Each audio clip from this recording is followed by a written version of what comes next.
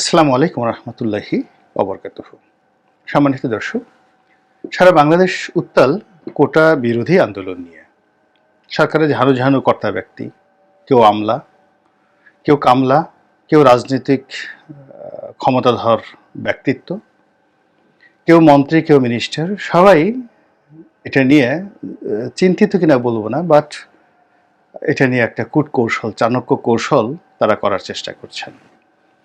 ঘুরিয়ে পেঁচিয়ে নানা রকম কথাবার্তা বলছেন এবং নিজেদের যে পুরো দায় দায়িত্বটি এটি আইন আদালতের উপরে চাপিয়ে দিয়ে এই যে যারা আন্দোলনরত ছাত্রছাত্রী রয়েছে তাদের সঙ্গে তাদের যে একটা দূরত্ব, অবিশ্বাস, এই অবিশ্বাসের জায়গাটি একেবারে রীতিমতো অশ্রদ্ধার দিকে তারা টেনে নিয়ে যাচ্ছে, যা কিনা পুরো পরিস্থিতিকে সহিংস করবে, দেশকে উত্তাল করবে এবং anything might happen at any time, এরকম একটা পরিস্থিতির দিকে নিয়ে যেতে পারে।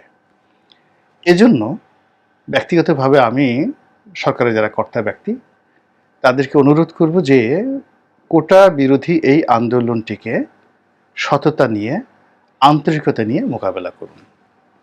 এখানে কোনো রকম চালাকি যদি দেখানোর চেষ্টা করেন তাহলে এটির পরিণতি কোনো অবস্থাতেই কারোর জন্য ভালো হবে না। আমি নিজে ব্যক্তিগতভাবে এই কোটা বিরোধী আন্দোলনের পক্ষে। আমি চাই যে আসলে যোগ্যতা বলেই ভালো ভালো পদগুলোতে আসুক এবং এখানে কোনো কোটাই থাকুক না থাকুক, এটা আমি চাই। এর কারণ হলো এখন সারা দুনিয়াতে আসলে জেন্ডার যে ডিফারেন্স এটি নেই। অনেক ক্ষেত্রে ইউনিভার্সিটিতে দেখা যাচ্ছে যে ক্লাসে কোনো কোটা না থাকা সত্ত্বেও বেশিরভাগ ক্ষেত্রে মেয়েরা কিন্তু লেখাপড়া ভালো করছে। আপনি ঢাকা বিশ্ববিদ্যালয়ে গিয়ে দেখেন, অন্যান্য জায়গাতে গিয়ে দেখেন, অন অ্যাভারেজে ভালো ফলাফল করার ক্ষেত্রে মেয়েদের হার বেশি। তো কাজেই যে মেয়েরা ঢাকা বিশ্ববিদ্যালয়ে সবচেয়ে ভালো সাবজেক্টে পড়ছে, দেশের বাইরে পড়ছে, একা একা চলে যাচ্ছে, ডাক্তারিতে ভালো করছে, ইঞ্জিনিয়ারিংয়ে ভালো করছে, তার কেন কোটা পদ্ধতি নিয়ে এখানে ঢুকতে হবে? এবং কোনো এরকম ফার্স্ট ক্লাস পাওয়া মেয়ে তারা কখনোই এই জিনিসগুলো আশা করে না।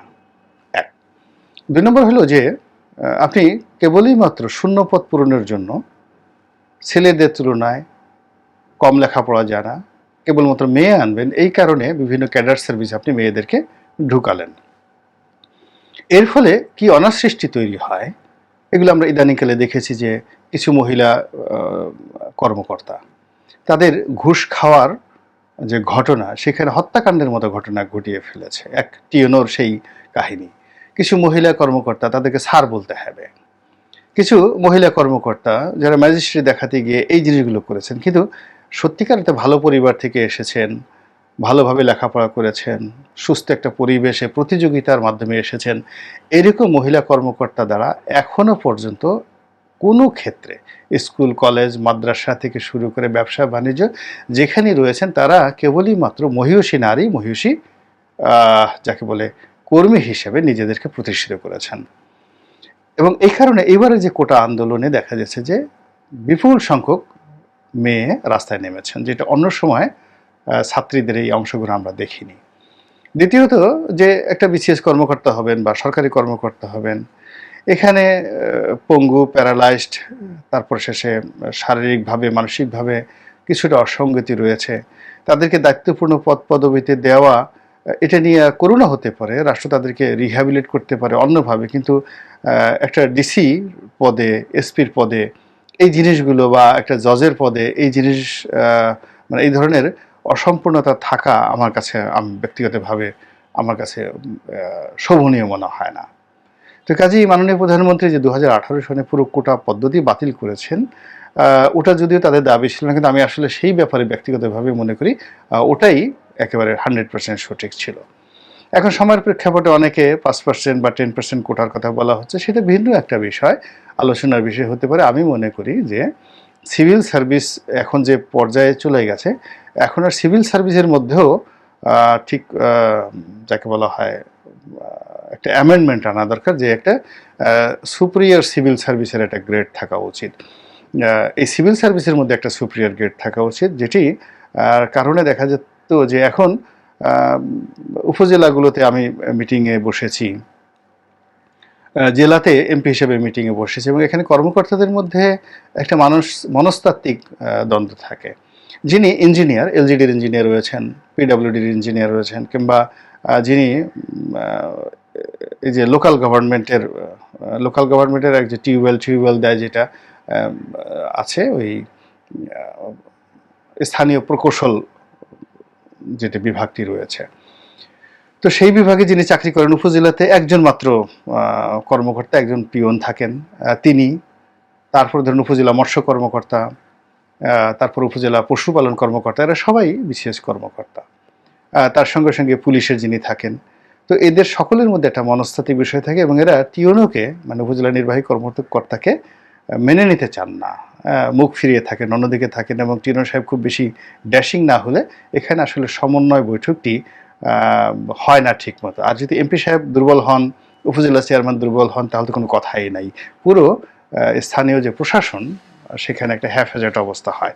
তো কাজেই সত্যিকার অর্থে একজন সমন্বয়ক, যেমন আগে ডিসি সাহেব ছিলেন, সেই ডিসি সাহেবের কথা সবাই মানতে বাধ্য ছিলেন। তিনি ডিস্ট্রিক্ট ম্যাজিস্ট্রেট হিসেবে জেলার সমস্ত বিষয়াদি তদারকি করতেন। তো ওইরকম একটা ব্যবস্থায় এখন ফিরে আসাটা আমাদের জন্য খুব জরুরি হয়ে পড়েছে।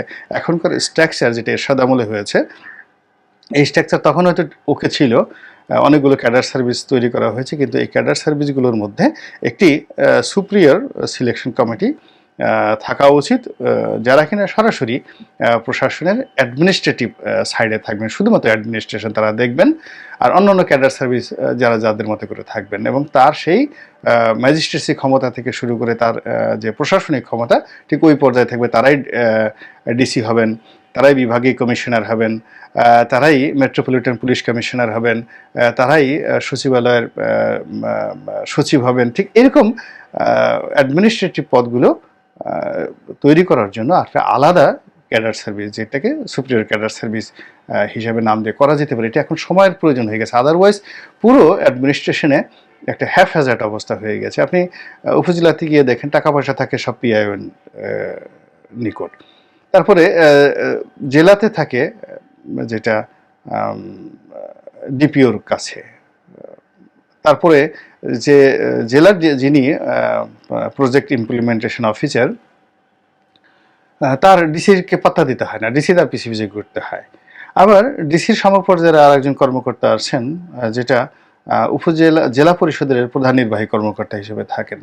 তো সেখানেও কিন্তু এরকম ঝামেলা হয়ে যাচ্ছে, কোনো জায়গাতে কোনো কিছু হচ্ছে না। তো এই টোটাল বিষয়গুলো নিয়ে যারা দেশপ্রেমিক, যারা দেশকে বড় কিছু করতে চান, রাজনীতিবিদদেরকে এই কাজটা করতে হবে, তাদেরকে নতুন করে চিন্তা করতে হবে। এবং সেই চিন্তার মধ্যে কোটার এই বিষয়টি অত্যন্ত গুরুত্বপূর্ণ একটি বিষয়। কারণ আপনি যদি মেধাবী লোকদেরকে সিলেক্ট করতে না পারেন, ভালো লোকদের সিলেক্ট করতে না পারেন, আপনি কি করে রাষ্ট্রকে সার্ভিস দিবেন? তো এখন যেটি হচ্ছে সেটি হলো যে এদের সঙ্গে চালাকি করার চেষ্টা করা হচ্ছে, তারপরে এদের সঙ্গে যাকে বলা হয় বিভিন্ন রকম ছলচাতুরি করা হচ্ছে। এবং এটি অনাগত দিনে কিভাবে স্ফুলিঙ্গ আকারে ছড়িয়ে পড়তে পারে তার কিছু উদাহরণ খুব সংক্ষেপে দিয়ে আজকের এই ভিডিওটি শেষ করব। আমাদের এই সমাজে যেটি হয়, মানুষ মন্দ কাজ করতে করতে তাদের মধ্যে এক ধরনের নফস, মন্দ কাজের যে নফস, যেটাকে বলা হয় নফসে আম্মারা, এটি এত বিশাল হয়ে যায় যে সে পৃথিবীর বাদশা ভাবতে থাকে। এখন এই লোকটি একটা ইউনিয়ন পরিষদের চেয়ারম্যান হোক, কিংবা পতিতালয়ের সর্দার হোক, কিংবা কোনো মন্ত্রী হোক, কোনো প্রধানমন্ত্রী হোক, কিংবা কোনো রাষ্ট্রপতি হোক, ডাজ নট ম্যাটার। সে যেই এলাকাতে মন্দ কাজ করে, সেই এলাকাটি বা সেই অধিক্ষেত্রটিকে সে তার নিজের যাকে বলে মানে বাদশাহী মনে করে, এবং সে যেন তেন বাদশাহ না, ফেরাউন প্রকৃতির বাদশাহ, যে নিজেকে খোদা দাবি করে। এরকম একটা অবস্থা তৈরি হয় যদি মানুষ মন্দ কাজ করে। তো আমাদের এই সমাজের দীর্ঘদিন যাবৎ ধরেই, সেই পুলিশ বলেন, আমলা বলেন, কামলা বলেন, রাজনীতি বলেন, যারা ক্ষমতার সাথে জড়িত, তাদের প্রধান এবং প্রথম সফলতা হলো তারা প্রতিদ্বন্দ্বী যারা আছে, বিএনপি, জামাত, অন্যান্য যারা রাজনৈতিক দল, তাদেরকে ইচ্ছামতো অপমান করতে পেরেছে, ইচ্ছামতো নির্মূল করতে পেরেছে, ইচ্ছামতো অনুগত রাখতে পেরেছে, এবং এদেরকে বঞ্চিত করে রাজনৈতিক অধিকারগুলো আছে, সমস্ত রাজনৈতিক অধিকার নিজেদের পকেটে তারা যাতে ঢুকাতে পেরেছে। এই কাজ করতে করতে করতে করতে অনেকগুলো উপসর্গ তৈরি হয়েছে। যেমন দুর্নীতির একটা মহোৎসব তৈরি হয়ে গেছে, ব্যাংকগুলো খালি হয়ে গেছে, ডলার নাই। এই যে আজকের যে এত সমস্যাগুলো, এই সব সমস্যা কিন্তু সেই রাজনীতি থেকে। দুই নম্বর হলো এদের সাহস বেড়ে গেছে। তারা মনে করে যে তারা যে কোনো কাজ করতে পারে এবং তাদের কোনো কাজের বাধা দেওয়ার মতো, প্রতিবাদ করার মতো শক্তি সামর্থ্য বাংলাদেশের কারোরই নেই। তো এই অভ্যাসটা তাদের মধ্যে হয়ে গেছে এবং অতীতে তারা যেহেতু এই কাজ করে যথেষ্ট সফল হয়েছে, এই কয়দিন আগেও দেখা গেল বিএনপির সেই সমাবেশের উপরে তারা যেভাবে নির্যাতনের স্টিম রোলার তারা চালিয়ে দিয়ে আবার দিব্যি একটা দামি ভোট করে তারা ক্ষমতায় চলে আসছে। তো সেই ক্ষেত্রে এই যে যারা এখন রাজপথে আন্দোলন করছে, তাদের না আছে কোনো সংগঠন, না আছে কোনো রাজনৈতিক অভিলাষ, না আছে কোনো অর্থনৈতিক সমৃদ্ধি কিংবা দীর্ঘ সময় লড়াই করার মতো তাদের কোনো সাংগঠনিক ভিত্তি বা চেইন অফ কমান্ড নাই। সুতরাং তাদেরকে কেন এই যে যারা হাত পাকানো, মন্দ কাজে যারা হাত পেকে গেছে বিভিন্ন সময়, তারা কেন তাদেরকে ভয় পাবে? আর ভয় না পাওয়ার কারণেই এদেরকে নিয়ে তাচ্ছিল্য হচ্ছে, এদেরকে অন্য সবার মতো হুমকি দেওয়ার চেষ্টা করা হচ্ছে এবং এদের আন্দোলনকে কোনো অবস্থাতেই গুরুত্ব দেওয়া হচ্ছে না। এই হলো মনস্তাত্ত্বিক অবস্থা। তো এর ফলে একটা অসম জিনিস ঘটতে যাচ্ছে। অর্থাৎ একদিকে রাষ্ট্রের সর্বশক্তি নিয়ে পুলিশ বলেন, বিডিআর বলেন, মানে বিজিবি বলেন, তারপরে ছাত্রলীগ বলেন, আওয়ামী লীগ বলেন, তাদের সবারই অর্থবিত্ত ক্ষমতা সব আছে। আর অন্যদিকে যারা এই মাঠে আন্দোলন করেছে তারা একেবারে খালি হাতে, এবং এখন পর্যন্ত একজন আন্দোলনকারী একটা গাছের ডালও হাতে নেয়নি, একটা পাতাও নেয়নি, একটা ইটও হাতে নেয়নি, একেবারে দুই হাত দিয়ে তারা দাঁড়িয়েছে। তো এখন এরকম যারা তাদের অপরাধ তারা চাচ্ছে, তাদের অভাবের কথা তারা বলছে, তাদের বঞ্চনার কথা তারা বলছে, তাদের শোষণের কথা তারা বলছে, তাদের স্বপ্নের কথা তারা বলতে আসছে। এই কথাগুলো বলার অপরাধে তাদের সঙ্গে যদি কেউ চালাকি করে, তাহলে এটার পরিণতি অতীতে যেভাবে 52 সনে হয়েছে, অতীতে যেভাবে 58 সনে হয়েছে, 62 সনে হয়েছে, অতীতে যেভাবে 69 হয়েছে, ঠিক সেইভাবে কিন্তু আন্দোলনের যে স্ফুলিঙ্গ এটি ছড়িয়ে পড়বে সারা দেশে। এমনি মানুষ বিক্ষুব্ধ অবস্থায় রয়েছে। প্রত্যেকটা মানুষ যার যার অবস্থানে থেকে সে এতটা মানে যাকে বলা হয় বিক্ষুব্ধ যে তার অপছন্দের মানুষটিকে পেলে তাকে কি সে চিৎ করে ফেলে গলার উপর একটা পাড়া দেবে, নাকি রাস্তার উপর থেকে একটা ইট তুলে তাকে আচ্ছা মতো থেতলে দেবে, নাকি তাকে খামচি দেবে, নাকি তাকে আচ্ছা মতো তার হাতে বা তার গালে কামড় দিয়ে তার গালের মাংস খুলে নেবে? তো এই জিনিসটি যারা বিক্ষুব্ধ মানুষ তারা এখনো সিদ্ধান্ত নিতে পারছে না।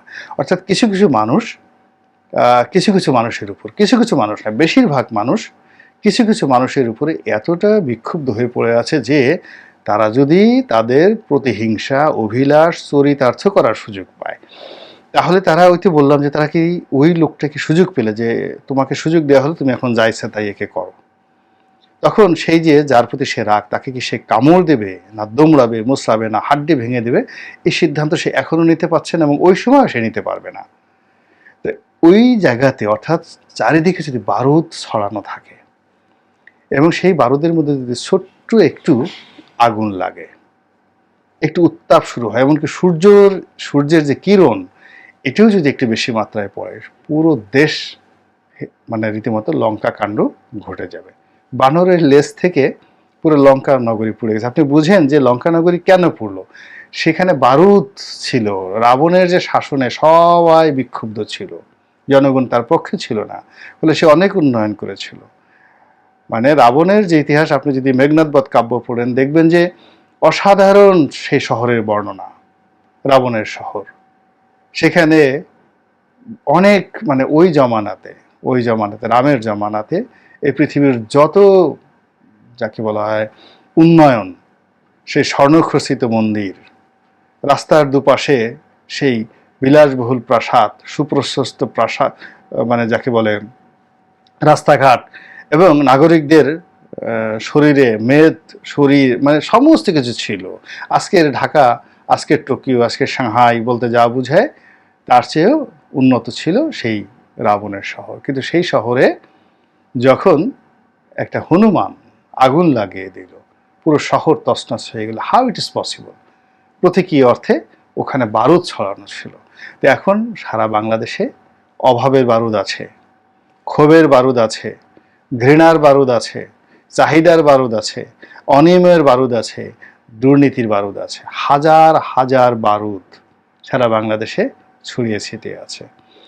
আর সেই বারুদের মধ্যে এই অসহায় যে আন্দোলনকারী, যারা শান্তিপূর্ণভাবে আন্দোলন করতে চাচ্ছে, নেচে গিয়ে নিজেদের অভাবের কথা বলছে, আপনি তাদেরকে মারবেন, তাদেরকে পিটাবেন, তাদের বিরুদ্ধে মামলা দিবেন এবং তাদের বিরুদ্ধে ব্যবস্থা নেবেন, তাদের বিরুদ্ধে চাণক্য নীতি প্রয়োগ করবেন, তাদের বিরুদ্ধে যুদ্ধংদেহী মনোভাব পোষণ করে সর্বশক্তি নিয়োগ করবেন। এটির ফলাফল কি খুব সহজ হবে? কোনো অবস্থাতেই সহজ হবে না। এখানে নেচার উইল অ্যাক্ট, প্রকৃতি এখানে কাজ করবে। এক। 2 নম্বর হলো যে আমাদের বাংলাদেশে যখন বিশ্ববিদ্যালয়, ঢাকা বিশ্ববিদ্যালয়ের ছেলেমেয়েরা, সারা বাংলাদেশের ছেলেমেয়েরা কোনো আন্দোলন নিয়ে বের হয়েছে, এমনকি স্কুল কলেজের ছেলেমেয়েরা বের হয়েছে, তারা কখনো খালি হাতে ফিরেনি, নট এ সিঙ্গেল ওয়ান। কখনো এই আওয়ামী লীগে দমন করতে পারেনি, ইতিপূর্বে পাকিস্তান পারেনি, জিয়াউর রহমান সাহেব পারেনি, কেউ পারেনি। তো কাজে এই যে ঐক্যবদ্ধ ছাত্র আন্দোলন হয়েছে, এই ছাত্র আন্দোলন এখন সরকারের যে সমস্ত লোকজন রয়েছেন তো বেশিরভাগই অযোগ্য, চাকর বাকর। শেখ হাসিনা মাননীয় প্রধানমন্ত্রী চাকর হওয়ার উপযুক্ত না এরা। প্রধানমন্ত্রী দয়া করে এদেরকে ধরে ধরে এনে বিভিন্ন জায়গাতে বসিয়ে আছে। এরা বেশিরভাগই ঢাকা বিশ্ববিদ্যালয়ে পড়াশোনা করেনি, ছাত্রত্ব এদের ছিল না, এবং কেউ যদি পড়াশোনা করে থাকে বইয়ের সাথে তাদের কোনো সংযোগ ছিল না, ভর্তি পর্যন্ত হয়েছে। তো আপনি তাদেরকে দিয়ে এ যুগের এই ছেলেদের প্রজ্ঞা, মেধা, যোগ্যতার সঙ্গে আপনি ফাইট করবেন, এটা হতে পারে না, ফেল করবেন। এরপরে সবচেয়ে বড় ব্যাপার হলো যে অসংগঠিত, এই যে যারা অসংগঠিত ছাত্রছাত্রী আছে, এটা কিন্তু ডেঞ্জারাস যে কোনো রেজিমের জন্য। 52-তে যখন ভাষা আন্দোলন হলো তখন কোনো স্পেসিফিক লিডারশিপ ছিল না। 69-এর গণ অভ্যুত্থানের কোনো নেতৃত্ব ছিল না, কারো নেতৃত্বে গণ অভ্যুত্থান হয়নি, না ভাসানীর নেতৃত্বে, না বঙ্গবন্ধুর নেতৃত্বে, না আওয়ামী লীগের নেতৃত্বে, না ছাত্রলীগের নেতৃত্বে। কিন্তু শহীদ মতিউর গুলিবিদ্ধ হওয়ার সঙ্গে সঙ্গে সমস্ত মানুষ রাস্তায় নেমে গেছে, গণ অভ্যুত্থান হয়ে গেছে, একটা সরকারের পতন হয়ে গেছে। এখন এই বাংলাদেশে ছাত্ররা অসংগঠিত। সংগঠন বলতে যদি কারো থাকে এই মুহূর্তে ছাত্রলীগের আছে আর ছাত্র শিবিরের আছে। ছাত্র শিবিরের গোপনে তারা দাওয়াতি কর্মকাণ্ড চালাচ্ছে, আর ছাত্রলীগ প্রকাশ্যে আছে। এর বাইরে কোনো সংগঠন নেই। আওয়ামী লীগের কোনো সংগঠন নেই, কোনো সংগঠন নেই, বিএনপির নেই, জামাতের সংগঠন নেই, কিন্তু ছাত্র শিবিরের সংগঠন আছে, স্ট্রং সংগঠন আছে। আর এই যে যারা আন্দোলন করতে নেমেছে তাদের তো কোনো সংগঠনই নেই। তারা সমন্বয় করে এই যে যে যার মতো করে ডাকছে, আর সারা বাংলাদেশের ছাত্র এবং ছাত্রীরা মুহূর্তের মধ্যে রাস্তায় নেমে যাচ্ছে। এবং প্রতিদিনই তারা যে ঘটনাগুলো ঘটাচ্ছে অপ্রত্যাশিত। আমরা যারা সাধারণ মানুষ পুলিশের ব্যারিকেড ভাঙার কথা কল্পনাও করতে পারি না, এরা ব্যারিকেড ভেঙে ফেললো। আমরা যেখানে পুলিশের গাড়ি তো দূরের কথা, ধারে কাছে যেতে পারেন, তারা সেই পুলিশের গাড়ি, সে রায়ট কারের উপর তারা উঠে গেল। পুলিশের ড্রাইভার মামলা করেছে, আমরা ভয় পাচ্ছি, না জানি কি হবে গো। কিন্তু এই যে তরুণ রক্ত, আপনি দেখবেন এই মামলায় তাদেরকে কিছুই করা যাবে না। এবং এখন যে আন্দোলন হচ্ছে 2018 সালের আন্দোলনের চেয়ে অনেক অনেক বেশি সর্বব্যাপী, ওয়েল অর্গানাইজড। এবং এর সঙ্গে 18 যে কোটা বিরোধী আন্দোলন ছিল, নুরুল হক নুরুর সঙ্গে মূল ধারার পলিটিক্যাল যে শক্তিগুলো আছে তাদের কোনো সংযোগ ছিল না। কিন্তু এখন এই যে বাংলাদেশের যে আন্দোলনটা চলছে, এর সঙ্গে তাদের সঙ্গে অর্থাৎ আন্দোলনকারীদের সঙ্গে কোনো রাজনৈতিক সম্পর্ক নেই, কিন্তু যেখানে সমাবেশ হচ্ছে সেখানে কিন্তু উৎসুক রাজনৈতিক নেতাকর্মীরা বিভিন্ন দলের, আওয়ামী লীগেরও, বিএনপিরও, জামাতেরও, সব দলের নেতাকর্মীরা কিন্তু সেখানে দাঁড়িয়ে দাঁড়িয়ে তামসা দেখছে। এবং যখনই কোনো অকারেন্স ঘটবে যে যার মতো করে সেখানে সুযোগ নেবে, যখনই কোনো অকারেন্স ঘটবে যে যার মতো করে পরিস্থিতির সুযোগ নেবে। এবং এটি সরকারের জন্য ভীষণ রকম একটা বিপজ্জনক অবস্থা সৃষ্টি হবে। কাজেই একজন নাগরিক হিসেবে, এদেশে একজন সাধারণ মানুষ হিসেবে সরকারের নিকট অনুরোধ, প্লিজ এই কোমলমতি বিশ্ববিদ্যালয়ের শিক্ষার্থী, অনাগত প্রজন্মের কর্ণধার, দেশের কর্ণধার, তাদের সঙ্গে খেলবেন না। বিষয়টি নিষ্পত্তি করুন সততা নিয়ে, আন্তরিকতা নিয়ে, বিবেক খাটিয়ে এবং হোশ, মানে আপনার হুশ আছে এরকম অবস্থায়, বেহুশ হয়ে কোনো কাজ করবেন না। আল্লাহ আমাদের সবাইকে হেদায়েত দান করুন এবং হেফাজত করুন। আসসালামু আলাইকুম ওয়া রাহমাতুল্লাহি ওয়া বারাকাতুহু।